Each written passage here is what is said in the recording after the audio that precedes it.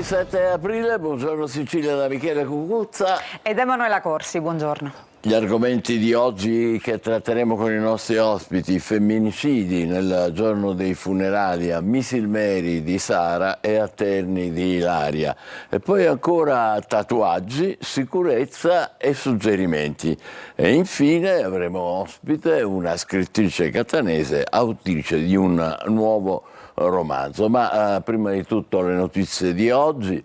A Misilmeri, dicevamo, stamane i funerali di Sara, uccisa con 5 coltellate da Stefano Argentino.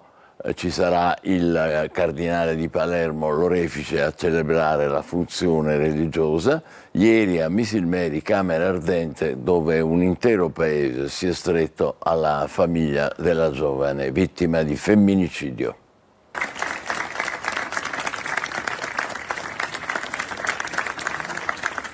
Lei ha lavorato con noi nella mia scuola. Abbiamo una bella amicizia con la maestra Cetti e conosceva anche Sara, il marito, tutta la famiglia. La bara bianca di Sara Campanella ha varcato il sagrato della Chiesa delle Anime Sante a Misilmeri tra le lacrime e un lungo, commosso applauso. Una piazza gremita ha accolto in silenzio e poi, in un unico gesto corale, il feretro della giovane universitaria uccisa lunedì scorso a Messina dal collega Stefano Argentino. Adesso i giorni del silenzio. Io mi auguro che tutta questa partecipazione e clamore continui anche nella fase processuale, perché ovviamente non si chiede la vendetta, ma la giustizia sì per Sara. L'auto con il feretro ha attraversato via Nazionale fino a piazza Comitato, cuore del paese, dove centinaia di persone si sono riunite fin dalle prime ore del mattino. Io non la conoscevo Sara, però al posto di Sara potevo esserci io. Sara è ognuno di noi, Sara rappresenta tutti e io vivo fuori, so cosa significa farcela da soli e credere di potercela fare da soli, ma a volte bisogna chiedere aiuto. Sara pensava di poter gestire questa situazione e bisogna credere di poterlo fare. Questa vita deve darcela questa possibilità. Domani funerali alle 11 che saranno officiati da Monsignor Corrado Lorefice, l'ultimo saluto ad una ragazza che doveva ancora scrivere tutte le pagine più belle della sua vita. Ho i figli anch'io e non ci posso credere a una tragedia immane. I funerali di Sara saranno naturalmente questa mattina alle 11 al Misilmeri. A Buongiorno Sicilia, dopo le 8:30, sarà ospite il dottor Montemagno, che è dirigente dell'anticrimine della Questura di Catania e che si occupa anche di questi casi terribili che hanno scosso e emozionato il paese. Vediamo i riflessi con Emanuela Corsi sui quotidiani di oggi. Sì, vediamo le prime pagine. Michele, il giornale di Sicilia. Misilmeri accoglie Sara, figlia di tutti noi. Folla alla camera ardente della ragazza uccisa per un rifiuto. Oggi l'orefice appunto celebra i funerali. E poi paura e allarme perché le amiche hanno detto può capitare a tutte. E ancora striscione e fiori, il cordoglio pure allo stadio durante le partite di Palermo e Messina. Vediamo anche la prima pagina della Sicilia e leggiamo tutti per Sara. Oggi a Misilmeri l'ultimo saluto alla ragazza uccisa a Messina. Il paese in fila alla camera ardente. E poi la Gazzetta del Sud che appunto, ecco qui, mette una fotonotizia. L'ultimo saluto a Sara, in migliaia sfilano davanti alla bara bianca, lunghe code alla camera ardente, un angelo, una figlia di tutti noi. Questa mattina appunto i funerali della studentessa uccisa a Messina. Possiamo vedere anche qualche approfondimento, vediamo proprio questo della Gazzetta del Sud. Ecco qua, sfilano migliaia di persone davanti al feretro di Sara. Misilmeri si stringe attorno alla famiglia Campanella, alla camera ardente in chiesa. Poteva accadere a ciascuna di noi, dicono le ragazze. Questa società è malata. E intanto stamattina i funerali, proclamato dal sindaco, ricordiamo, Rizzolo, il lutto cittadino. Lo stesso hanno fatto anche a Palermo, La Galla e a Messina, Basile. E poi per quanto riguarda invece le indagini, a Noto, paese di origine di argentino, i carabinieri hanno sequestrato PC e telefoni anche a casa appunto di argentino a Noto e al B&B, quindi oltre all'appartamento di Messina stanno anche facendo dei sopralluoghi nell'appartamento di via Natoli, dicevamo a Messina, dove risiedeva argentino quando era in città, ma anche nella sua città di origine. Vediamo anche velocemente la Sicilia, tutto il paese all'interno in fila per Sara. Non si può andare avanti così. Oggi i funerali della ragazza uccisa a Messina, celebrati dall'arcivescovo di Palermo, e qui vediamo appunto le due foto con la folla, la fila di persone che volevano dare l'ultimo saluto alla ragazza, e poi anche allo stadio Al Barbera di Palermo, ecco, viene ricordata Sara, vediamo la maglietta appunto della Palermo con il numero 10 e su scritto il suo nome. Ci possiamo fermare qui, Michele, se vuoi. Bene, cambiamo argomento adesso, si avvicinano le feste pasquali e torna il caro voli in Sicilia. A quanto pare la politica non riesce a arginare il problema e sembra essersi arresa.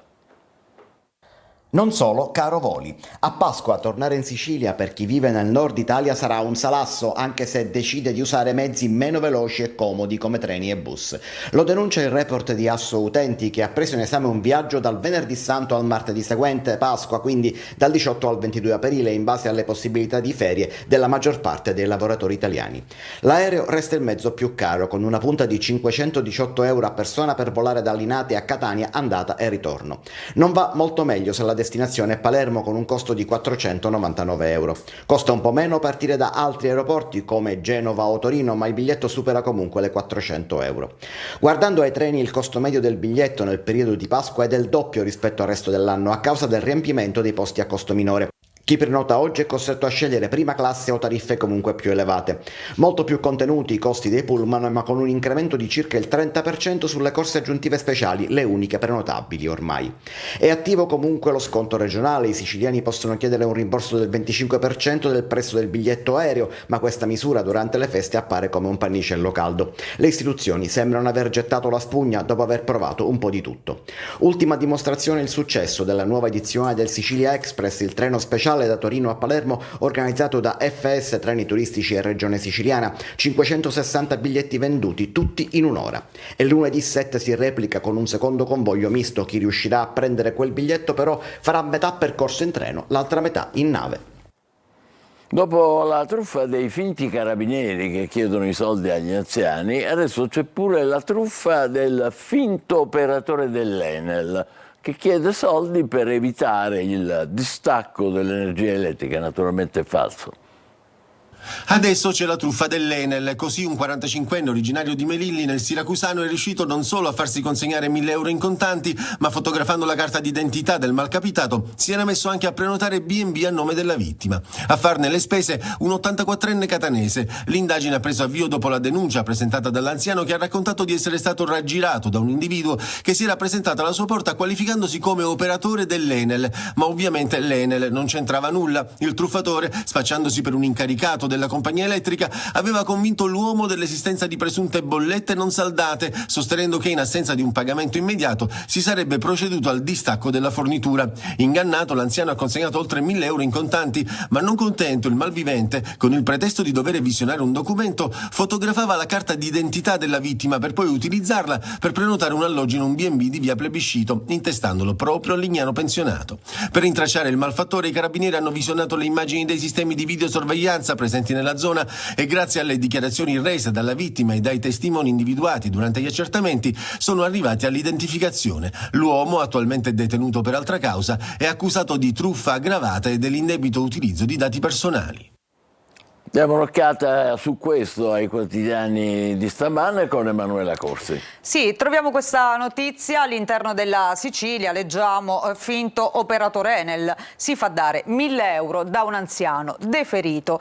C'è naturalmente raccontata tutta la vicenda che abbiamo sentito nel servizio, e poi l'Arma Etnea ribadisce ai cittadini l'importanza di prestare la massima attenzione e di non fidarsi mai degli sconosciuti che si presentano come operatori di aziende o enti pubblici oggi, raccomandando sempre di verificare l'identità e ricordando che nessun incaricato legittimo si reca a domicilio per riscuotere denaro oppure gioielli o quant'altro. In caso di dubbio, lo ricordiamo, è fondamentale contattare immediatamente il 112, il numero unico di emergenza, oppure rivolgersi sempre alla caserma dei carabinieri più vicina. Queste le raccomandazioni che vengono fatte in questi casi. Siamo al calcio, il Catania cade in casa, l'Avellino passa per 2-1 e mantiene il primo posto solitario. Ai rossazzurri non basta il vantaggio iniziale. La differenza nel calcio la fanno spesso gli attaccanti, la conferma arriva dal Massimino, l'Avellino concretizza al meglio con Patierno le uniche occasioni avute. Il Catania si fa preferire nel gioco, soprattutto nel primo tempo, ma segna una sola volta e la capolista si impone 2-1. Toscano, che ritrova Di Gennaro dopo la squalifica, sceglie De Paoli in attacco e De Rossi a centrocampo, conferma Percelli in difesa. Quaini va in panchina, dove siedono anche Inglese e Dal Monte di ritorno dai rispettivi infortuni. Il Catania parte meglio e Lunetta è subito ispirato, è lui il più pericoloso ed è lui all'ottavo a portare in vantaggio gli etnei. Filtrante di De Rose, un rimpallo favorisce Lunetta, sulla prima conclusione bravo Iannarili, che però non può nulla sul secondo tentativo del numero 23, che realizza la sua sesta rete in campionato, la terza nelle ultime 4. Avvio veemente dei rossazzurri, l'Avellino incassa il colpo ma può contare sulla qualità dei suoi attaccanti e pareggia subito. Bravo Sounas a servire al meglio Patierno, che lascia partire un gran tiro dal limite. Dini non può nulla, conclusione perfetta che interrompe l'imbattibilità del portiere etneo, capace di mantenere inviolata la propria porta nelle ultime 3 partite, ma la conclusione di Patierno era imparabile. La partita, dopo un avvio scoppiettante, regala meno emozioni alla fase centrale del tempo, ma è sempre il Catania ad essere più intraprendente. Fra i protagonisti di un match il cui arbitraggio è quantomeno rivedibile c'è anche Raimo, che nel finale del primo tempo fa partire un gran tiro di sinistro su cui Iannarilli manda in calcio d'angolo, poi ci prova Di Tacchio su assist di Anastasio, questa volta il pallone va fuori, si va a riposo sull'1-1 con gli etnei che giocano meglio della capolista ed escono fra gli applausi. Nel secondo tempo non succede molto fino al 60°, quando l'Avellino trova il vantaggio. Grande azione sulla destra di Cancellotti, palla per Patierno che dal limite manda nell'angolino sorprendendo Dini. Il Catania va sotto e Toscano decide di fare entrare Inglese, che torna in campo dopo un mese e mezzo al posto di De Paoli. Poco dopo il turno di Stoppa, che prende il posto di Anastasio e nel finale ci prova con una punizione fuori di poco. L'Avellino chiude tutti gli spazi, porta a casa quello che sperava. Il Catania chiude la serie utile, non esce ridimensionato, ma sa che per fare bene nei playoff deve contare sul totale recupero di Inglese, serve una punta che garantisca quello che al Massimino ha fatto Patierno. A te Emanuela. Sì, partiamo proprio da questa notizia, Michele, dalla prima pagina della Sicilia, leggiamo la grande illusione. Il Catania cede il passo alla capolista Avellino nonostante il vantaggio iniziale, coreografie a effetto dei 20.000 appunto che ieri erano presenti alla Massimino. E poi sempre per quanto riguarda il calcio, la Serie D invece Siracusa, la C è più vicina, colpi salvezza di Enna, Licata e San Cataldese. Questo per quanto riguarda appunto lo sport e il calcio, ma vediamo anche le altre notizie in prima pagina. Intanto oggi c'è un'intervista al presidente dell'Ars Galvagno, che parla delle famose norme mancia, dice norme mancia dell'Ars, io le difendo, la politica fa delle scelte. E poi vediamo sempre qui la Sicilia al Vinitali, aiuti alle imprese, queste sono state le parole ieri di Schifani per l'inaugurazione del padiglione appunto della regione siciliana. E poi in alto vediamo alcune notizie di cronaca. A Catania, fuga a San Cristoforo, finisce con 2 arresti. A Motta, Centauro aggredisce e ferisce 2 carabinieri. E ancora a Riposto, aggredito arbitro in una partita giovanile. Per quanto riguarda lo spettacolo invece vediamo una pagina dedicata a Luca Madonia, concerto antologico a Modica, poi il nuovo singolo che si chiama Amore Tossico. Vediamo le altre notizie, andiamo all'interno della pagina sempre della Sicilia, ma della provincia di Catania, quindi questa notizia che tra l'altro è stata richiamata in prima: folle fuga a San Cristoforo, 2 arresti, a finire in manette anche il figlio di un noto boss del gruppo mafioso di San Cosimo. Oggi la convalida davanti al GIP. Cosa hanno fatto? Non si sono fermati all'alta e sono scappati, persone in strada tentano di ostacolare poi i poliziotti che appunto li stavano inseguendo. E poi si torna a parlare di una vicenda, di un femminicidio, un uomo che investì 2 donne perché voleva uccidere. L'imputato, travolse e uccise l'amica della moglie, che invece rimase ferita. I motivi della sentenza appunto sono stati depositati e quindi i giudici in 35 pagine hanno riassunto gli esiti del dibattimento e hanno argomentato gli elementi che hanno portato poi a infliggere una pena di 27 anni a quest'uomo. Appunto voleva uccidere la moglie, ma poi ha ucciso l'amica perché secondo lui li voleva separare. Andiamo a vedere anche l'Isola invece che piace e che non teme la crisi. La regione al Vinitali, non solo dazi, Schifani è l'assessore all'agricoltura Barbagallo, meno burocrazia per le imprese. Gli spot più efficaci sono i 5 under 40 immigrati per investire e la lezione di buttafuoco. Questo è il racconto appunto di Mario Barresi da Verona.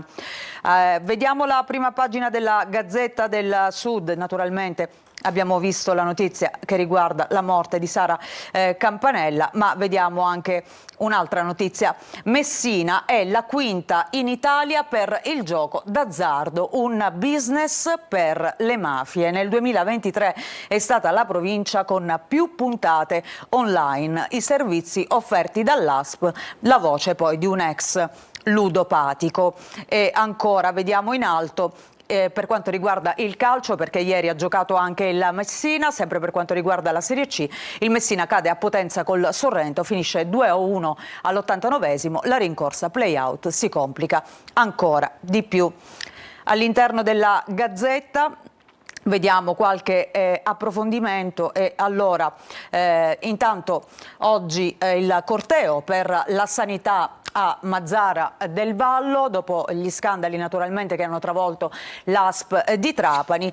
Da Mulè, appello ai ragazzi, siate voi le sentinelle. Oggi alle 10 a Mazara, in Piazza della Repubblica, sit-in appunto in occasione della Giornata Mondiale della Salute. E qui vediamo il vicepresidente della Camera, Giorgio Mulè, in un frame del video appunto dove invita i giovani ad essere attenti, ad essere delle sentinelle per quanto riguarda appunto la sanità. E poi depuratori e reti fognarie, restano al palo 11 cantieri. Questo a Palermo è una corsa contro il tempo, i lavori devono partire entro fine anno, in programma investimenti per 1 miliardo. Serviranno a risparmiare le multe dell'Unione Europea. Ci sono 2 miliardi da spendere nell'intera regione. Tra le opere da realizzare anche quelle per dire addio agli allagamenti nella città di Palermo.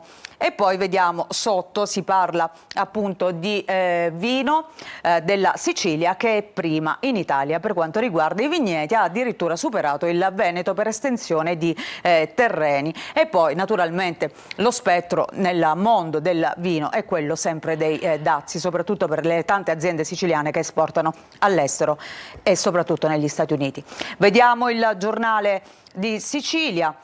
Le altre notizie, reti fognarie e depuratori, si accelera per evitare le multe, anche qui regione nel mirino dell'Unione Europea, sono 3 le procedure di infrazione aperte dall'Unione Europea per i ritardi accumulati in Sicilia, costano circa 40 milioni di euro all'anno di sanzioni, adesso è corsa contro il tempo per sbloccare 11 cantieri entro la fine del 2025, la mappa dei lavori previsti. E ancora vediamo invece in Serie B il Palermo, che ieri ha veramente stupito perché contro la capolista ha segnato ben 5 gol. Il Palermo adesso fa sul serio, con il Sassuolo finisce 5-3. Il Barbera naturalmente in festa per questo grande risultato, e qui vediamo Poyampalo che viene festeggiato dai compagni al Barbera, l'attaccante appunto dei Rosa. E poi ancora vediamo nel taglio alto, per quanto riguarda la cronaca, schianto sulla bretella autostradale per Punta Raisi, muore un motociclista trentenne. E subito sotto una notizia che insomma fa anche un po' sorridere, perché alla vigilia delle nozze lui cosa fa? Scappa con i regali che gli avevano fatto per sposarsi e le buste con i soldi. Questo ragazzo, quest'uomo insomma è stato denunciato. Grazie, e adesso diamo un'occhiata al traffico, ci colleghiamo con il sovrintendente Vito Giovanni Russo della Polizia Stradale. Buongiorno, benvenuto, ci dica a che punto siamo in questo lunedì mattina. Buongiorno direttore, buongiorno a lei e ai spettatori. Dalla sezione di Catania del compartimento Polizia Stradale Sicilia Orientale. Diamo subito uno sguardo sulla viabilità sulle strade della nostra competenza, dove fortunatamente oggi non rileviamo particolari criticità oltre ai consueti rallentamenti dovuti all'ora di punta. In particolare sulla diramazione della 18 dallo svincolo di San Gregorio in direzione Catania Centro e sulla tangenziale di Catania in direzione sud. Stessa problematica, quindi rallentamenti in atto sulla 18 Messina-Catania, Sindaggiare in direzione Catania, a causa della parzializzazione della gareggiata per lavori in corso. Si circola solo sulla corsia di sorpasso. Sulla stessa 18 Messina-Catania, causa lavori, è importante segnalare che fino al 12 di aprile rimarrà chiusa l'entrata allo svincolo di Taormina nella gareggiata di Catania, mentre da oggi fino all'11 aprile, quindi tutta la settimana, solo nella fascia oraria compresa tra le 22 e della fascia notturna, ci sarà la chiusura dello svincolo di Taormina limitatamente alla rampa in uscita in direzione Catania. Sulla stessa 18, sul tratto della città modica in direzione di Siracusa, tra Avola e Cassibile in direzione di Siracusa, è interdetta la circolazione dei veicoli sul luogo e mezzo, mentre sulla 19 Catania-Palermo persiste la ormai cronica chiusura dello svincolo di Enna entrata e in uscita sulla gareggiata di direzione Palermo, così come è chiusa ancora la rampa di inizione della 19 dello svincolo di Catania in direzione Catania.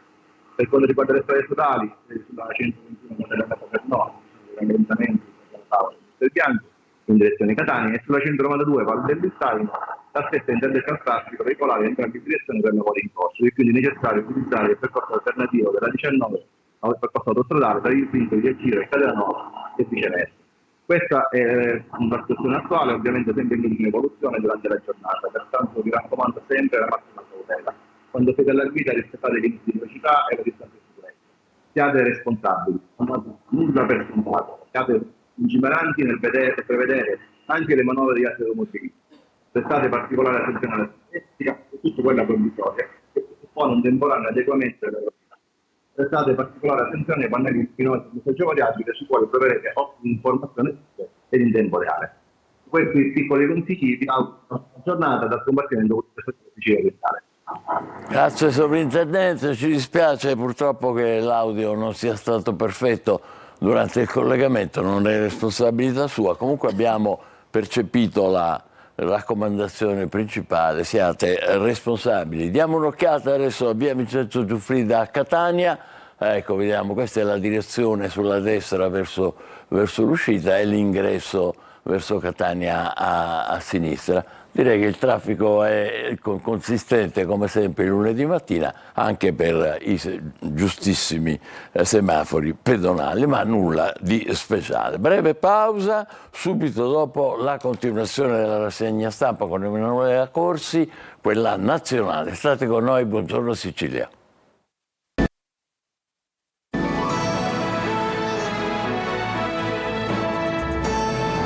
Buongiorno Sicilia, i titoli dei quotidiani di oggi con Emanuela Corsi.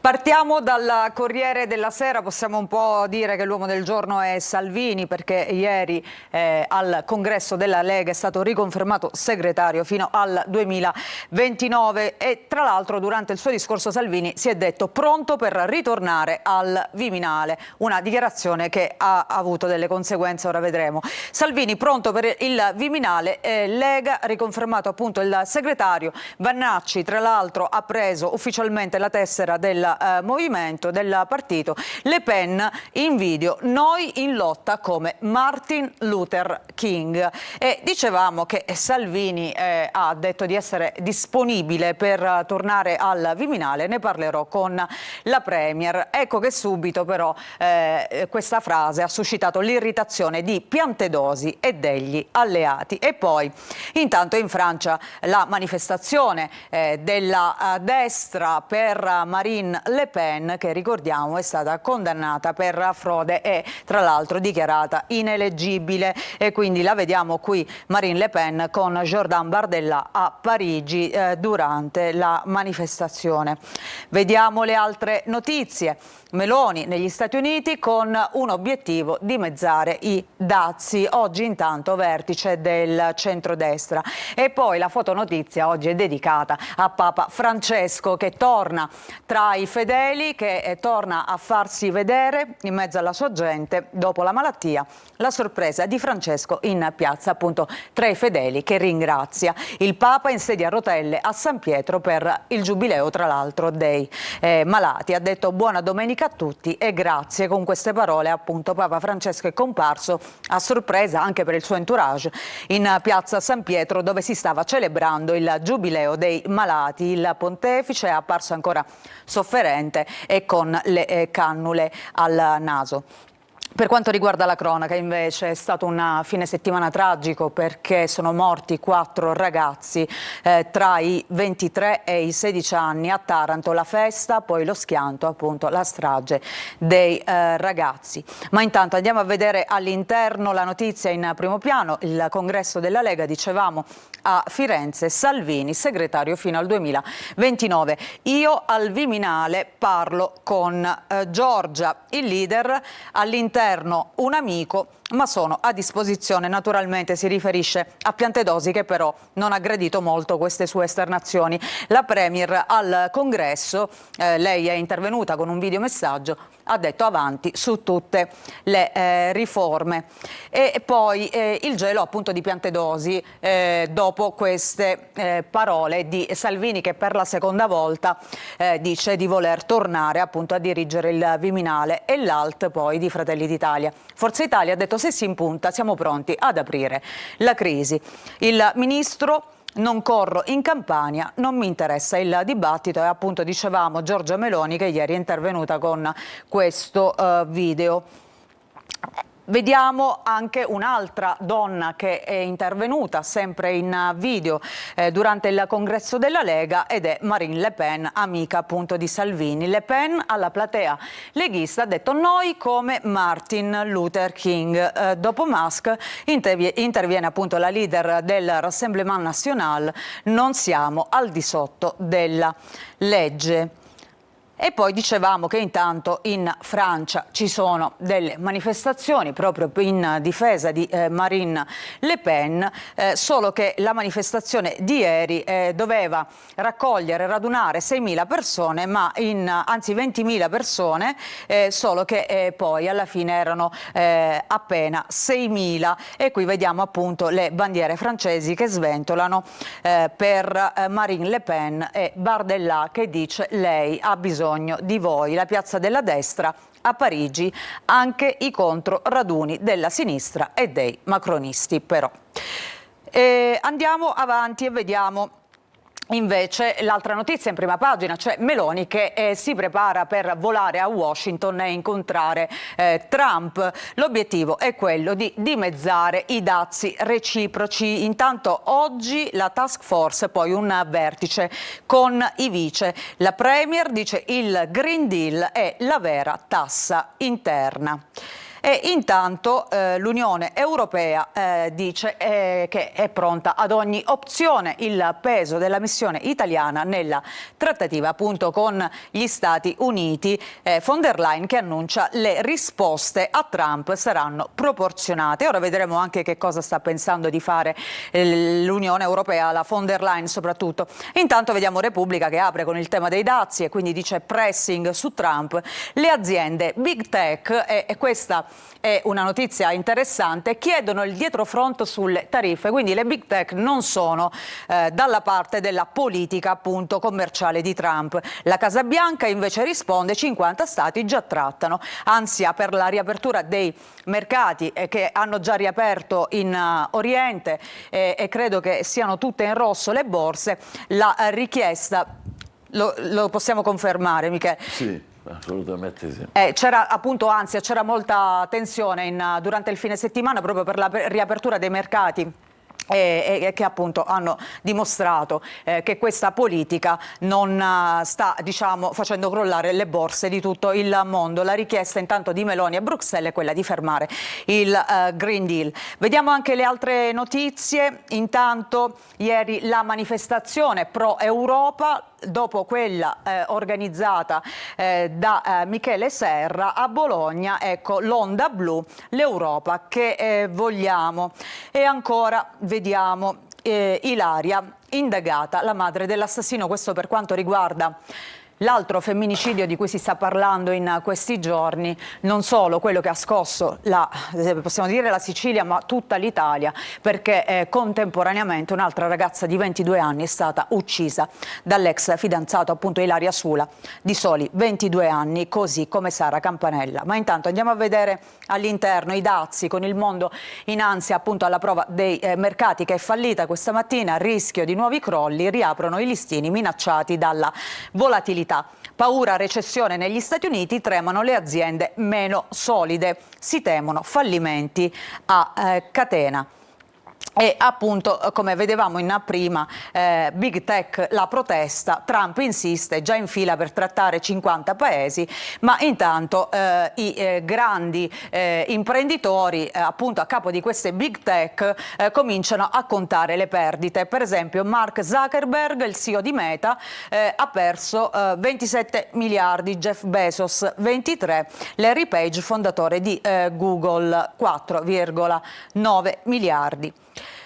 E andiamo a vedere il Sole 24 Ore e qui appunto dazi degli Stati Uniti, le carte che può giocare l'Unione Europea, perché comunque l'Unione Europea sta cercando una contromossa. Le opzioni sul tavolo della Commissione, oggi vertice del governo, allerta, come abbiamo visto, dei mercati. E ancora, su Domani, dazi, l'Unione Europea pronta allo scontro totale, intanto Salvini appunto che sfida Meloni sul Viminale. La Stampa, dazi, cresce la fronda anti-Trump, aumenta l'ostilità dei conservatori degli Stati Uniti, l'Unione Europea ha un fondo per le imprese, Ciriani, adesso Bruxelles cambi registro. E ancora Il Messaggero, vediamo dazi, pressing degli Stati Uniti su Trump, Senato e Big Tech chiedono di frenare appunto sulle tariffe. Unione Europea oggi la prima risposta, e Meloni appunto che dice basta con il Green Deal. Oggi c'è un'intervista al ministro Lollobrigida che appunto parla dicendo cerchiamo altri mercati ma non rinunciamo comunque agli Stati Uniti. Vediamo le altre notizie su questa prima pagina. Oltre naturalmente alla sorpresa di Papa Francesco ieri a Piazza San Pietro, c'è un'altra notizia di cronaca di cui si parla tanto, cioè un ragazzino di 13 anni maneggia la pistola del fratello, guardia giurata, e si spara in fin di vita appunto a soli 13 anni. Il dramma arriva dalla capitale, ma non si parla soltanto di questo, si parla anche di, lo vediamo in prima e poi l'approfondimento di Ilaria e Sara, le due ragazze vittime di femminicidio di questi giorni. Maschi che odiano le donne libere, il delirio degli incel. Questo oggi è l'articolo del Messaggero che approfondisce il tema degli incel. Cosa sarebbero? È un'abbreviazione di involuntary celibate, cioè celibe involontario, uomini soli che desiderano relazioni sessuali o affettive ma ricevono soltanto rifiuti. Da quella frustrazione nasce una miscela tossica di rabbia, vittimismo e odio verso le donne. Online si ritrovano in forum e chat dove condividono meme, rancore e vendetta. La delusione diventa quindi un'ideologia. Questo per spiegare queste chat dell'orrore che purtroppo stanno girando in questi giorni a proposito di questi due casi di femminicidio. Per esempio, qualcuno scrive: non me ne frega niente, trovo difficile empatizzare con una che non mi avrebbe concesso neanche il saluto. Questo è il commento per la morte appunto di queste ragazze. Per le non persone siamo spazzatura, è giusto provare indifferenza e perché no, anche soddisfazione, dice appunto un altro di questi incel, vengono definiti così. E poi, in riferimento alla frase che aveva postato Sara, mi amo troppo per stare con chiunque, ecco, uno commenta: mi amo troppo per stare con chiunque, una che scrive così è un'esaltata della peggior specie. E ancora: preparatevi a mesi di fiaccolate, scarpe rosse, piantini sui social e dibattiti TV per queste due. Questo purtroppo succede nei social, nel mondo dei social, quindi Ilaria e Sara, secondo alcuni è colpa loro, i deliri nelle chat degli incel giovani che odiano le donne. Viaggio appunto tra i forum di ragazzi che esultano per il dramma delle due giovani uccise dai loro fidanzati, o meglio, una è stata uccisa dall'ex fidanzato, l'altra appunto Sara no. Migliaia di commenti che esaltano i killer e accusano le vittime. Questa è la cosa macabra, il risvolto macabro di queste tragiche vicende. E poi, a proposito del femminicidio di Roma, ci sono tanti punti oscuri anche in questo caso, soprattutto nella confessione di Mark, questo è il nome dell'ex fidanzato di Ilaria Sula, perché adesso l'inchiesta si concentra sulla madre, che è ufficialmente indagata. Anche la madre di questo ragazzo potrebbe aver avuto un ruolo nella morte appunto di Ilaria Sula. Mentre invece a Palermo viene ricordata appunto Sara, il tributo alla studentessa uccisa dal collega, folla alla Camera Ardente, lei vive. Oggi l'addio appunto alla giovane studentessa di Messina. Bene, grazie a Emanuela Corsi. Adesso diamo un'occhiata al tempo. Buongiorno Sicilia.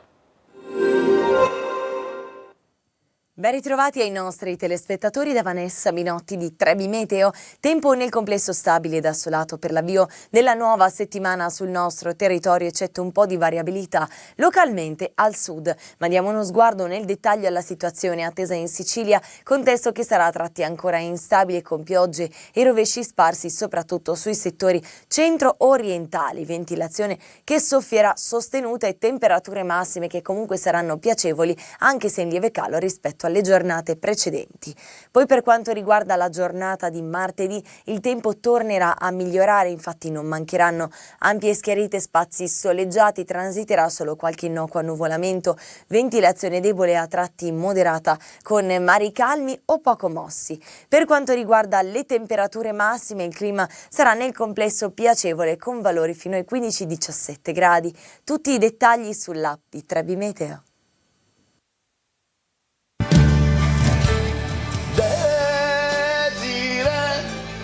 Ma quando cucini tu con me, Desiree, l'assaggio è l'immenso per me.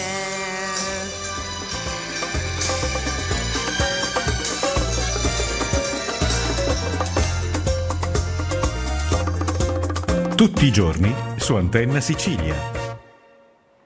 Eccoci di nuovo in studio, il nostro ospite è il dottor Salvatore Montemagno, che è dirigente della divisione anticrimine della Questura di Catania. L'argomento è ovvio, i femminicidi, tutto il paese è scosso ancora per gli ultimi 2, siamo arrivati a 10 purtroppo soltanto dall'inizio dell'anno. Questa mattina a Misilmeri ci saranno le esequie di Sara con l'arcivescovo di Palermo Lorefice, nel pomeriggio a Terni quelle per Ilaria. Dottor Montemagno, vorrei partire subito con una domanda secca. Chi è il femminicida, che poi quasi sempre è stato uno stalker? Buongiorno. Sì, il femminicida quasi sempre è stato uno stalker, ma non sempre è stato uno stalker. In questo caso, nel caso di Sara, evidentemente era uno stalker perché comunque cercava di avvicinarsi, considerando anche la condizione che gli soffriva, che aveva appunto di collega universitario, quindi vedendola più spesso durante la settimana e mostrando l'interesse, un interesse appunto non ricambiato, con una costante, diciamo, elevazione dei momenti di pressione. A volte non è uno stalker, a volte è il compagno, a volte l'ex compagno, marito, fidanzato, come vogliamo chiamarlo, che non riesce magari a digerire, a metabolizzare la rottura del rapporto, la fine di un rapporto come a volte normale che possa essere quando vengono meno le condizioni, i sentimenti che legano due persone. È una condizione che appunto si è già verificata 10 volte in questo inizio d'anno, che noi come Polizia di Stato cerchiamo in qualche modo di prevenire, perché il nostro è un costante impegno per cercare di divulgare quelli che sono i mezzi che permettono di prevenire un esito nefasto. Dottore, ci arriviamo subito, ma intanto ovviamente con la grande emozione di questi giorni si esercitano, discutono un po' tutti sui giornali, sui quotidiani, nelle TV, anche gli psicanalisti, gli psichiatri, per esempio Crepè, che è uno dei più conosciuti e più stimati, ha detto che in sostanza, essendo in entrambi i casi giovani, insomma a scuola, in famiglia, con la comunicazione abbiamo fallito. Io non mi spingerei fino a dichiarare un fallimento di un fenomeno che comunque è una forma che è ancora in evoluzione, e non mi sento appunto di dichiarare il fallimento perché altrimenti potremmo comunque soltanto prendere atto di certe situazioni che non è neanche moralmente corretto appunto prendere soltanto atto e quindi attendere che si verificano. Certamente il ruolo della scuola, della famiglia è importante, così come è importante il ruolo della società tutta, cioè aver appreso dal punto di vista proprio della stampa che per quanto concerne Sara erano 2 anni di insistenti ricerche, di contatti, di una relazione, mi fa pensare che per 2 anni qualcuno qualcosa l'abbia anche potuta percepire, un'amica del cuore.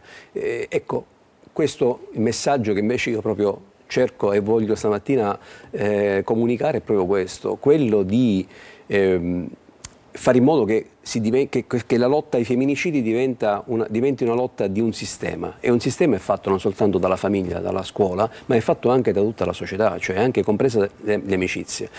Ritengo che è difficile entrare nella vita della coppia, però nel caso in cui un'amica dovesse avere conoscenza, dovesse sapere, dovesse conoscere tramite messaggi, ma anche tramite discussioni che avvengono, soprattutto anche tra adolescenti, che c'è una situazione del genere, è giusto ed è corretto che questa situazione venga portata a conoscenza di chi? Dei familiari, della Polizia di Stato, delle forze di polizia in generale, perché ritengo che sia meglio perdere un'amicizia che avere un'amica morta. Certo, però non è così semplice, è giustissimo il suo appello, ma non si capisce bene se c'è più la paura o anche la sottovalutazione dello stalker. E probabilmente che ci sono entrambe le cose, cioè consideri che comunque c'è anche una sottovalutazione di quelli che sono i segnali che invece adesso possono essere, diciamo, considerati scientificamente provati, quale potrebbe essere appunto un'assidua, una richiesta costante di relazione, o nell'ambito di una relazione l'isolamento dagli amici piuttosto che dalla famiglia, o comunque il condizionamento della vita del partner, parliamo in questo caso della donna. Allora questi sono dei segnali che devono essere comunque percepiti, e non soltanto da chi li subisce, perché probabilmente chi li subisce non li percepisce, ma da chi sta accanto, da chi viene a conoscenza di un rapporto così oppressivo, tanto da eliminare quelle che sono le scelte della donna. Allora a questo punto io credo che ci sia un dovere da parte di chi sta accanto a questa ragazza, in questo caso a queste ragazze, di informare. Oggi l'informazione è assolutamente, naturalmente non in forma anonima, ma cioè proprio presentarsi in un ufficio di polizia, venire da noi a dichiarare alcune sensazioni, che noi saremo noi poi ad appurare, fermo restando che riusciamo a garantire la assoluta estraneità dei fatti di chi si avvicina a noi per quindi protezione, sicurezza. Assolutamente. Abbiamo la possibilità, la norma stabilisce che la persona che viene da noi per darci delle indicazioni in tal senso verrà verbalizzata, ma il suo verbale con le sue generalità non verrà mai portato a conoscenza del presunto stalker o del presunto violento. Dottore, oggi abbiamo appena letto nella rassegna stampa sul Corriere della Sera, tanto per, come dire, arricchire l'angoscia che abbiamo, commenti, un'intera paginata di commenti negativi, cioè se l'è cercata, è colpa loro, ma cosa vogliono? Com'è possibile che ci sia, come dire, un'ondata anche di contrapposta al nostro sdegno, alla nostra emozione, alla nostra rabbia, alla rabbia delle donne naturalmente in primo luogo? Com'è possibile che poi degli uomini, dei ragazzi, dei giovani addirittura quasi si compiacciano di questi femminicidi? Ma questo ritengo che abbia anche del patologico, nel senso che questi casi andrebbero studiati appunto caso per caso per analizzare chi li ha, di chi sono espressione.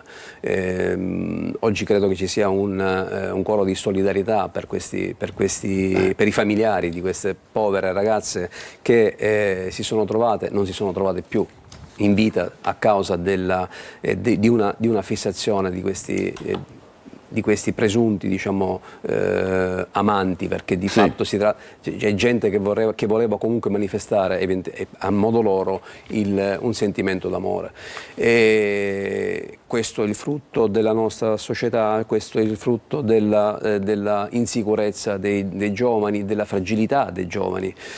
E su questo comunque c'è sicuramente molto da studiare e c'è molto da fare. Per questo non dichiarerei un fallimento del sistema. A proposito di fragilità, abbiamo letto, abbiamo discusso, abbiamo sentito in TV la fragilità, cioè la difficoltà a reggere una frustrazione, sia come per esempio nel caso di Sara, senza voler entrare nel merito delle indagini, ma un rifiuto, oppure è invece una relazione che si interrompe, come succede quasi sempre in questi casi. E allora quando si è giovani, i femminicidi sono giovani soprattutto, si tende a dire, e lì bisogna vedere le responsabilità dei genitori che non sanno dire dei no, non abituano i giovani al rifiuto, alla frustrazione, i genitori chioccia, per cui poi questi giovani sono fragili, chiusi, e purtroppo spesso anche molto violenti. Lei che ne pensa? Ma potrebbe essere una chiave di lettura di un fenomeno che appunto si sta sviluppando, cioè è probabile che possa essere l'essere ormai non più abituati alle rinunce. Quindi può anche darsi che sia questo, però ripeto, non mi esprimo in tal senso non avendo quelle che sono le conoscenze che mi permettono di fare una valutazione del genere. E la scuola cosa potrebbe fare, cosa deve fare a vostro avviso? La scuola potrebbe probabilmente mettere più attenzione, ma nel rapporto che intercorre tra l'insegnante e gli alunni. Anche se anche quello è un campo minato, perché anche quello è un campo che si è modificato nel tempo. Le leggiamo delle aggressioni anche al personale scolastico, quindi ai professori, ai maestri, eccetera. Quindi anche lì, dico, i due fenomeni sono collegati? Può darsi. Cioè, credo che siano dei fenomeni che si stanno sviluppando, perché adesso un tempo ricordo quello che il professore diceva era legge per tutti, sia per i ragazzi che per i genitori. Oggi non è più così. Quindi anche lì interroghiamoci per cercare di comprendere, di capire qual è la soluzione migliore. Noi, Polizia di Stato, facciamo il nostro, facciamo una campagna di prevenzione ormai dal 2017 che la campagna Questo non è amore, che ogni anno viene riproposto con degli opuscoli che vengono comunque distribuiti nei nostri uffici, negli uffici denunce in occasione di incontri all'interno delle scuole, dove appunto vengono riassunti quelli che sono i sintomi che si possono avvertire nel caso in cui all'interno di un rapporto di coppia relazionale o nel caso in cui appunto ci siano dei rapporti dei casi di atti persecutori. Quelli che sono i rimedi che la Polizia di Stato offre in quest'ora, come misure di prevenzione abbiamo in misura dell'ammonimento, che comunque ha una avuto e porta una deterrenza di quello che è il fenomeno del femminicidio, riesce a interrompere il percorso di violenza. Come dicevo prima, è data la possibilità a chi è a conoscenza di fatti di violenza di denunciarli, garantendone comunque l'anonimato. E poi sarà compito nostro andare a verificare la sussistenza di quelle che possono essere anche delle impressioni di un vicino di casa che sente litigare costantemente una coppia all'interno dell'appartamento vicino. Saremo noi ad andare a verificare quello che succede. Voi. Assolutamente sì. Con la è discrezione soltanto una sorta di chiamata di emergenza che poi si traduce in una verbalizzazione. L'ultima cosa, dottore, che le chiedo, al contrario degli orrendi messaggi che il quotidiano, il Corriere della Sera, ha riportato da parte di certi ragazzi e che lei giustamente ha condannato, l'impressione che abbiamo è che si stia diffondendo una sorta di panico tra soprattutto le più giovani. I messaggi che riceviamo dalle manifestazioni può capitare a tutte. Ecco, vuole dire qualcosa a queste donne e a queste ragazze che hanno inevitabilmente paura adesso? Ma come tutti i fenomeni ingenerano comunque un certo timore, una certa paura. Fortunatamente, come tutti i fenomeni, spero che vadano ad eliminarsi. Per quanto concerne nel caso in cui ci siano dei timori fondati, ma a prescindere che siano fondati, ma ci siano dei timori, io dico rivolgetevi alle forze di polizia, la Polizia di Stato è nella disponibilità, a disposizione 24 ore su 24, basta formulare il numero unico di emergenza nel caso in cui non ci dovesse essere la possibilità di recarsi presso la questura per chiacchierare, non denunciare. Anche perché noi abbiamo dei team che sono specializzati nel senso che sono formati per seguire che seguono questi percorsi che poi portano anche all'approccio con la vittima, che poi possiamo anche indirizzarli verso dei centri antiviolenza che esulano dal discorso proprio dalla polizia piuttosto che da un aspetto che potrebbe anche in qualche modo intimorire. Siamo a loro disposizione, non c'è motivo di essere preoccupati. Però nel caso in cui ci dovesse essere una preoccupazione, noi siamo a disposizione di chi questa preoccupazione ha per cercare di fugarne le motivazioni.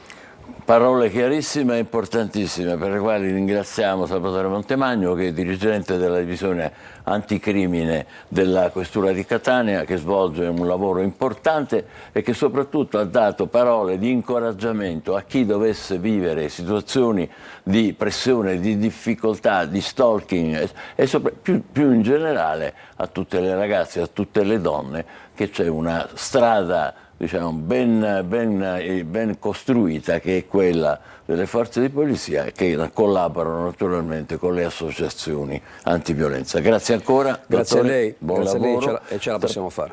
Tra poco, non c'è dubbio, tra poco parleremo di tutt'altro argomento, di tatuaggi, piercing, e avremo gli esperti del campo. State con noi, buongiorno Sicilia.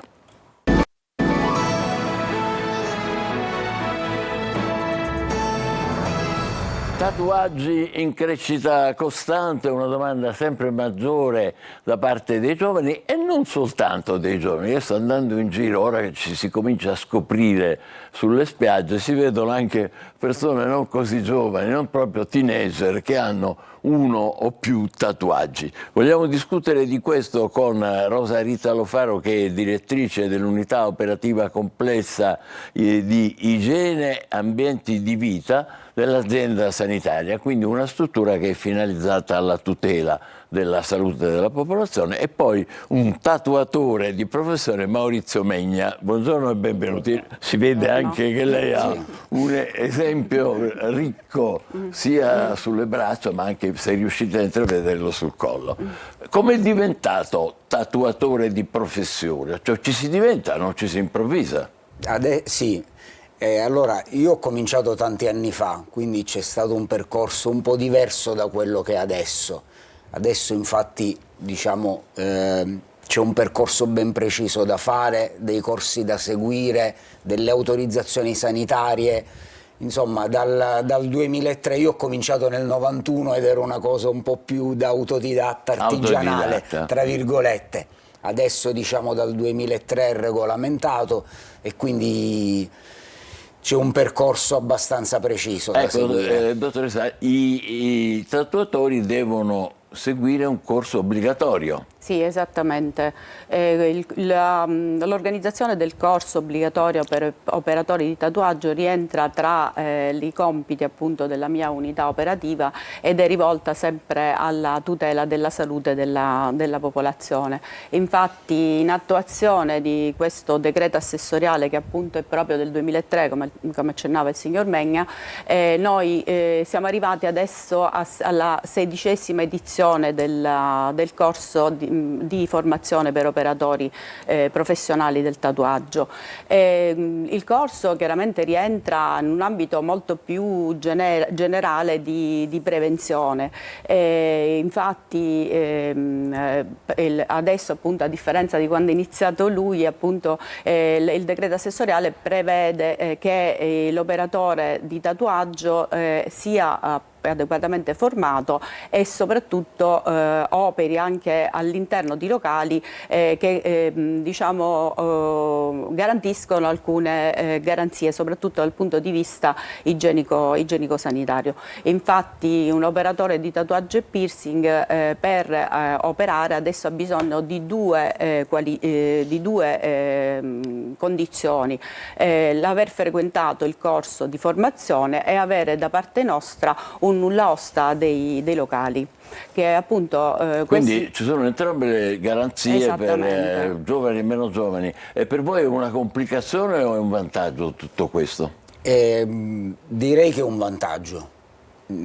Come dicevo, io ho cominciato in altri tempi, c'era meno gente che si tatuava, noi eravamo meno tatuatori, ma ora la diffusione è veramente elevata e quindi comunque bisogna tenere conto che arrivano giovanissimi, una volta ci si tatuava a un'età diciamo maggiore. Sì, quindi... Ma non so, avrete costi aggiuntivi per avere tutte queste garanzie di sicurezza e anche il corso obbligatorio, eccetera. Sicuramente, diciamo, si è innalzato anche il livello, come dire, no? Sì. Adesso lo studio di tatuaggi sembra quasi uno studio dentistico, tra virgolette. Una volta era la cosa da motociclista, così da duro, no? Da marinaio, non so. Adesso ci sono studi di tatuaggi veramente diversi, ecco. Quindi questo è un vantaggio, un passo in avanti, sia per loro che... Esattamente. Infatti il corso praticamente ha lo scopo comunque di tutelare, oltre chi appunto applica, anche chi fa il tatuaggio, anche chi lo pratica, perché chiaramente loro in ogni caso prima di effettuare il tatuaggio devono sottoporre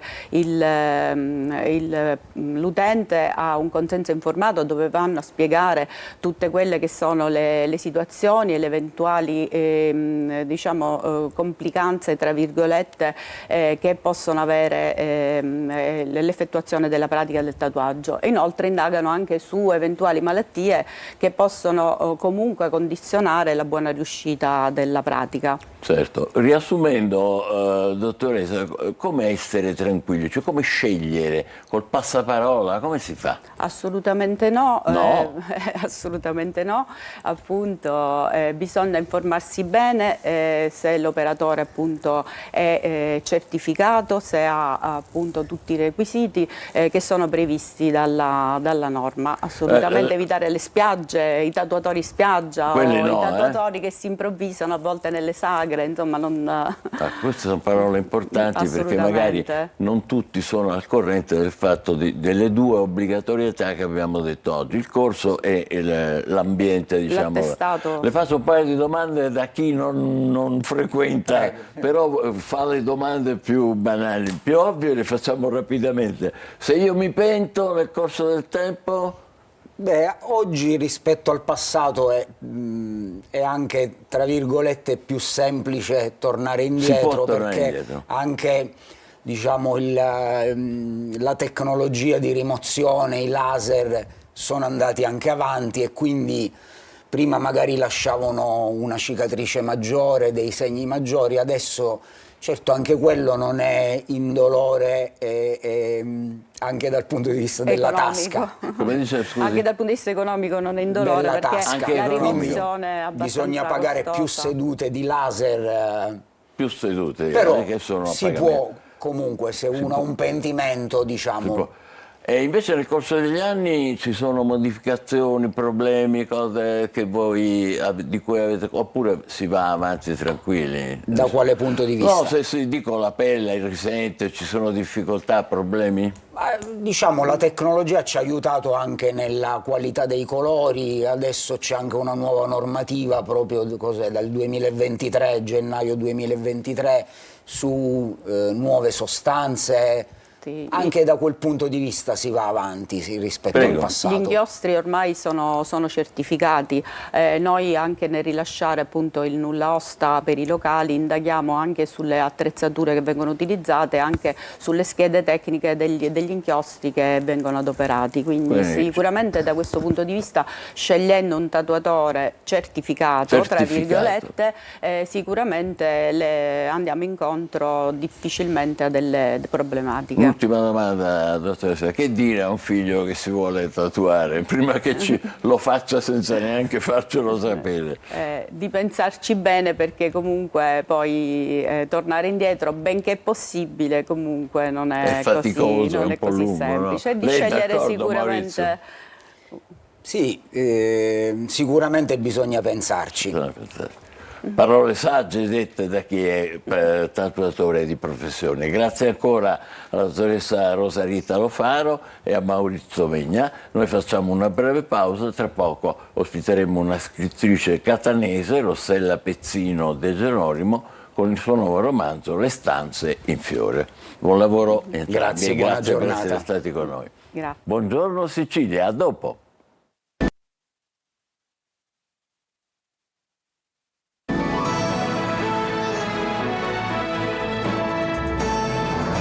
Le stanze in fiore, questo è il romanzo di cui vogliamo parlare, autrice con noi in studio, la catanese Rossella Pezzino De Geronimo, casa editrice Calibano editore. Questo è il suo primo romanzo, vedete la copertina. Lei è una viaggiatrice, una fotografa, una visual artist, una imprenditrice, una paesaggista, e adesso pubblica questo libro. Ma ci parli di lei tutte queste cose? No, vabbè, parlare di me no, io non sono autoreferenziale, però è ricchissimo il suo curriculum che ha preceduto il libro. Grazie, vabbè, io faccio tante cose perché per me la vita è progetto e non so ancora cosa farò da grande, ma so che alla morte voglio arrivarci viva e mi piace sognare per realizzare. Bellissimo. Quindi viaggiatrice. Sì, questo libro praticamente è un romanzo dove ogni riferimento a persone che riguardano la mia famiglia, tra cui mio fratello, sono assolutamente casuali, ma praticamente la cosa importante è che appunto io, essendo una viaggiatrice, invece ho raccontato la bellezza della natura. Lei ci ha portato un brano che ci vuole leggere su una zona dove c'è una depressione, dove la temperatura arriva a 60 gradi. 60 gradi? Sì, no, io essendo una viaggiatrice faccio viaggi estremi e quindi ho visitato i luoghi più remoti della Terra. Quello, uno dei viaggi più, che mi ha lasciato veramente mi ha fatto capire anche che io forse sono proprio come posso dire, amo le difficoltà, sono abituata, amo le sfide. Un po' se le cerca. Me le cerco, esattamente, sì, perché per me la vita è progetto, ma è anche proprio spingere il mio limite sempre oltre, e questa è una cosa importante. Credo molto nell'evoluzione, nella trasformazione, nella resilienza umana, ma anche nell'importanza del perdono, della riconciliazione. Bello, molto bello questo. Ma quindi questo libro cos'è? È un invito a una riflessione o un invito al viaggio? È un invito alla convivenza con noi stessi? Sì, e tutte queste cose qui, proprio perché è un viaggio. ma la vita è un viaggio ed è il viaggio che ci arricchisce, secondo me. E in un mondo così difficile, caotico, frenetico, il contatto con la natura, cioè la bellezza che offre la natura, l'intensità che offre la natura, la serenità che offre la natura e anche la terapeuticità che contiene in sé la natura, secondo me, ecco, è questo che contiene il mio libro anche. Non so e poco come... fa mi aveva accennato a un passaggio, vuole brevemente? No? Sì, un brevissimo. Allora, sono stata in Dankalia. Dov'è? La Dankalia è in Etiopia, che è la più grande depressione della Terra, ma oltre a questo c'è anche un vulcano attivo, che però non è come l'Etna, che ha un'attività effusiva, ha un'attività infusiva. Quindi io mi sono affacciata nel baratro, sul baratro, dove ho visto una pentola in ebollizione. È veramente stata una cosa, e mi sono sentita una salamandra, perché la salamandra è un animale mitologico che, anche se circondata dal fuoco, non muore. E lì ho capito veramente l'importanza è questo che bisogna trasferire anche alle nuove generazioni, l'importanza di non arrendersi mai. Non so Bello questo, è estremamente importante. I giovani amano moltissimo viaggiare, ma tante volte, come dire, lo fanno anche forse in modo... Però bisogna cogliere l'invisibile e renderlo cogliere l'invisibile. E renderlo visibile. Anche in un viaggio. Bisogna dilatare lo sguardo, e questo per esempio, il fatto che io sia una fotografa e che abbia iniziato a fare fotografia a 8 anni mi ha dato la possibilità proprio nel tempo di dilatare il mio sguardo e di cogliere appunto l'invisibile, per renderlo visibile attraverso il mio obiettivo. Infatti Rosella Pezzino De Geronimo, che è con noi in studio, ha pubblicato già 9 libri fotografici. Questo è il primo romanzo, ma quanto a fotografie, come dire, non scherza. Sì, sono storicizzata e diciamo il mio coefficiente artistico da poco è 8 su 10. Che non è poco. 8 su 10? Ha stupito anche me, mi sono commossa perché ho detto... Beh, non so, ho lasciato una traccia del mio percorso, no? Quasi il massimo. E questi libri cos'è? No, non sono i libri, sono le mie opere. Sì, ma ci sono luoghi o persone? O luoghi e persone? No, io nasco come ritrattista illo tempore, però poi mi sono trasformata e adesso diciamo che fotografo la natura in modo assolutamente astratto.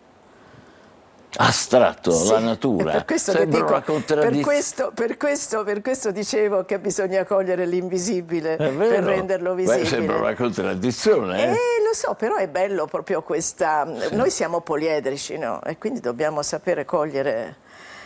diciamo tutte, cioè bisogna che noi ci esponiamo a, come dire, a essere sempre pronti a scoprire anche delle parti nostre che non conosciamo di avere. No? E questo è molto importante, per esempio, per quanto riguarda la nostra capacità di comunicare con le nostre emozioni. Infatti, tante volte le emozioni ci fanno paura, uno dice oddio che... E invece no, invece io trovo che la parte emozionale debba essere... debba venire fuori. È un errore quello di chiudersi, bisogna invece, per mettersi in comunicazione con l'altro, non ci si può riparare dentro il nostro carapace, dobbiamo esporci, la corazza, dobbiamo metterci, empatizzare e guardare l'altro e vederlo nel vero senso della parola, non vedere noi stessi, cioè, bisogna uscire dal narcisismo. Perché la relazione umana è la cosa più importante della nostra vita. Bellissimo. Doveste dare un suggerimento, adesso una domanda un po' più banale, me la consentirà, un suggerimento per un viaggio magari ai giovani che ci ascoltano, le famiglie, i nostri ascoltatori. Il primo suggerimento che le viene in mente per un viaggio facciamo quest'estate? No, io non faccio viaggi turistici, io faccio viaggi estremi. Non turistico. Cioè, io sono andata in Groenlandia, sono andata quindi a 30 gradi sotto zero. No, ci sono andata prima, grazie al cielo. Vabbè, allora, ecco. Mamma mia, no, per carità, io rido ma non c'è niente da ridere, è una roba serissima. Va bene, ma dicevamo allora... No, vabbè, io per esempio sono stata stata in Australia, l'Australia e la Nuova Zelanda, però diciamo vivendo veramente la parte più primordiale dell'Australia e della Nuova Zelanda, e sicuramente sono luoghi incantevoli, ma distanti da Sydney, capisce, da luoghi, dalle città, cioè proprio luoghi dove io dormo nel sacco a pelo, dormo per terra, vado nelle tribù, vivo con loro per settimane. Quindi Australia, Nuova Zelanda, è impegnativo come viaggio? Sì, certo, io sono stata 40 giorni. 40 giorni. Sì. Lontano dalle grandi... Ma anche le Ande sono favolose, il Cile, la Bolivia, l'Argentina in cima alle Ande a 5.000 metri di altezza. Sono tutte mete possibili suggerite da una viaggiatrice, diciamo, di Le vuole che le professione. legga questo Sì, brano? leggiamo brevemente questo passaggio.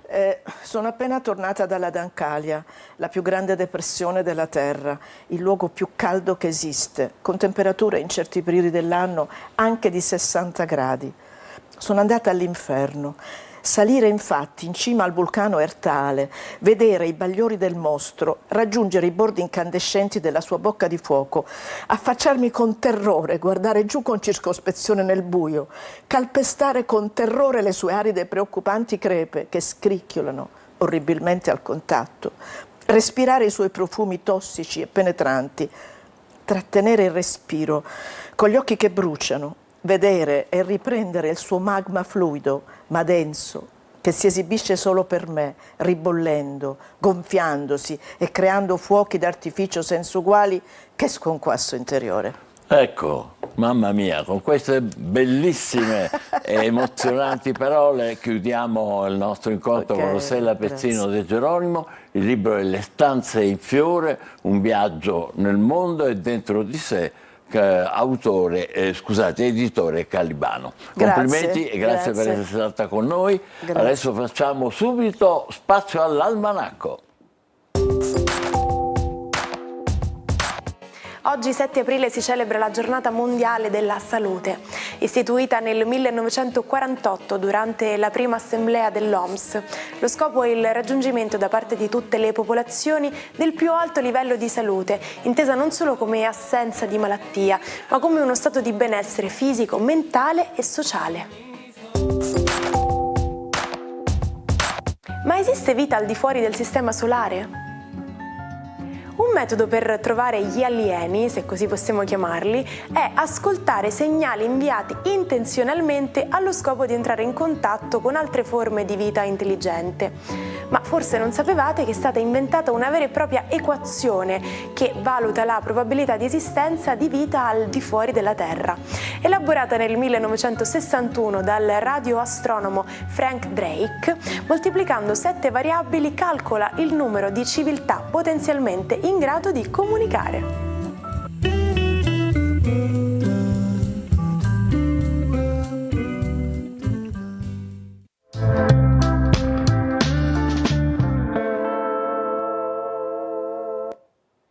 Buongiorno Sicilia, siamo quasi agli sgoccioli, ma è il momento più importante per Marco Amato e il suo zodiaco.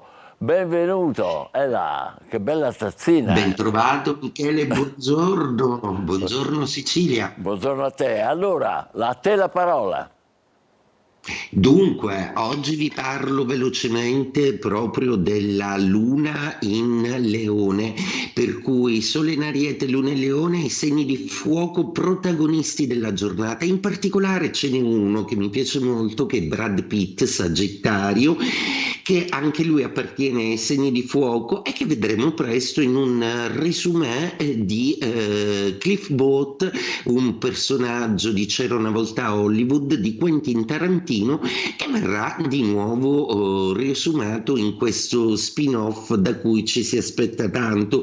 Ebbene, i segni di fuoco stanno tutti rinascendo, non solo perché è primavera e perché l'Ariete è imperante, ma proprio perché la Luna, Giove e gli altri pianeti stanno tutti collaborando perché il fuoco, ovvero l'energia dello spirito nello zodiaco, sia di nuovo forte, presente e annuncia un periodo fortunato proprio per questi 3 segni zodiacali, Ariete, Ariete, Leone e Sagittario. Ma cosa succede oggi? Appunto vi raccontavo che la Luna è in Leone, quindi per Ariete un trigono bellissimo dalla quinta casa che parla d'amore e di passione, di estensione dell'io, di hobby e di tante cose belle che al primo segno zodiacale capiteranno. Un po' diverso per Toro, che oggi ha la Luna di Traverso, se la Luna è Leone in quadratura per voi Toro, per cui i Toro dovranno riconquistare una sicurezza affettiva, fermo restando che questo lunedì inaugura un'ottima settimana di ripresa anche per questo segno zodiacale, quindi pazientate oggi. Gemelli, una giornata decisamente molto positiva con una luna comunicativa che vi porta di nuovo a essere brillanti e socievoli. Cancro, una luna che vi ricorda le esigenze di ricordarvi che la parte economica, seppure non è la più romantica della vostra vita, ma deve essere assolutamente curata, non di solo sentimenti vive l'uomo, cari Cancro, quindi siate un po' più pratici. Leone, protagonisti della giornata con una luna splendida, intrigono con il Sole, il vostro astro, per cui una grande energia per voi Leone, che riuscirete ad avere una visione chiara delle cose anche al lavoro dopo un periodo di grandi perplessità. Vergine, è una luna molto intuitiva quella di oggi, proprio perché nella vostra 12ª posizione ideale, per cui troverete l'intuizione giusta per poter finalmente esplicare qualcosa che vi veniva un po' difficile da dire. Mentre invece i Bilancia con questa luna possono contare su amici, gioco di squadra e collaborazione, forza. Scorpione, una luna in Leone è una luna di quadratura, sì, ma oggi lo Scorpione è assolutamente capace di fare notare tutti gli errori di sistema nei luoghi e nelle situazioni in cui si trova. L'acume critico dello Scorpione è il più forte dello zodiaco. Sagittario, trigono stupendo per voi della Luna che dipana un po' i dubbi in amore, per cui anche per voi una ripresa importante e bella che vi porterà lontano, dove lontano per voi che siete il segno del viaggio è sempre un'attrazione. Capricorno, una Luna molto distante, ma ne fate volentieri a meno, proprio perché oggi volete iniziare un lunedì assolutamente basato sulla praticità e su pochi fumi emozionali. Ne avete avuto abbastanza. Acquario, luna in opposizione oggi, per cui qualcuno vi farà notare qualcosa di importante. Il rapporto io-gli altri sarà assolutamente ottimale. Oggi un incontro importantissimo per tutti gli Acquario. Pesci, voi con questa luna di fuoco vi trovate un po' distanti, probabilmente lascerete lo spazio agli altri di esprimersi e o di sfogarsi. Con la vostra diplomazia riuscirete sicuramente a dare spazio a ciò che va detto. E detto questo, auguro a tutta la Sicilia una splendida mattinata. Buongiorno Michele, buongiorno Sicilia. Buongiorno a te e buon inizio di settimana. Manuela, ancora un'occhiata ai quotidiani? Vi racconto la storia di questo youtuber che insomma ha fatto una cosa che potrebbe costargli cara. La prendo dal Corriere della Sera. Cosa ha fatto? Ha lasciato una Coca-Cola alla tribù più isolata del mondo. Ha arrestato questo youtuber che è un americano ucraino, si chiama Polyakov, di 24 anni, e che rischia 5 anni per aver messo in pericolo i sentinellesi, una tribù che vive nell'isola di North Sentinel. Siamo nell'Oceano Indiano. Loro vivono in maniera assolutamente incontaminata, Michele, hanno resistito ben 60.000 anni, però questa Coca-Cola insomma è stata vista come una minaccia proprio per la sopravvivenza appunto di questa tribù. Grazie a Emanuela Corsi, grazie a tutti voi per averci seguito. Buongiorno Sicilia si conclude qui, a domani e buongiorno tutta la giornata.